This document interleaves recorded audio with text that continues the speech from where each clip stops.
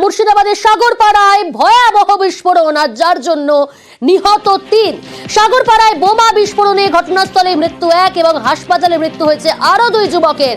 মুর্শিদাবাদ মেডিকেলে আশঙ্কাজনক আরো একজন।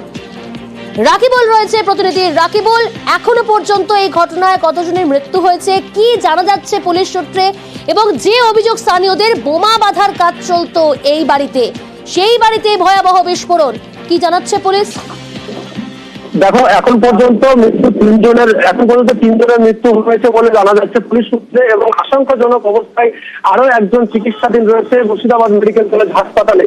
পুলিশ সূত্রে যেটুকু জানা যাচ্ছে যে ওই যে বাড়িতে বোমা বাঁধা হচ্ছিল তিনি তোমার পাচারকারী হয়তো যুক্ত থাকতে পারে, যে এখন তো কুয়াশা নামছে, সেই কুয়াশার আড়ালেই কি পাচারের জন্য কি বোমা বাঁধছিল সেই দিকে কিন্তু নজর রয়েছে পুলিশের, বা তদন্ত উঠে আসছে এমনটাই দাবি।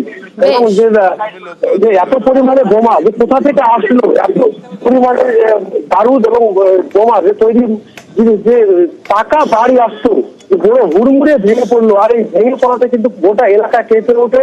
এবং ইতিমধ্যে এই ঘটনায় তদন্ত শুরু করেছে, খতিয়ে দেখছে পুলিশ। অনেক ধন্যবাদ রাকিবুল।